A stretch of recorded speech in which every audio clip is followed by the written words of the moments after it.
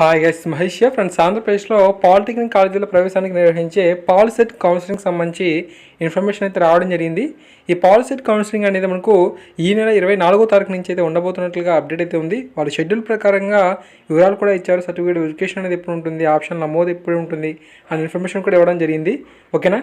ఈ పాలిసెట్ పరీక్షల్లో మనకు 1,05,329 విద్యార్థులు అయితే క్వాలిఫై అయితే అయ్యారు. రాష్ట్రంలో మొత్తంగా ప్రభుత్వ పాలిటెక్నిక్ కళాశాలలోనే మనకు 85 అయితే ఉన్నాయి.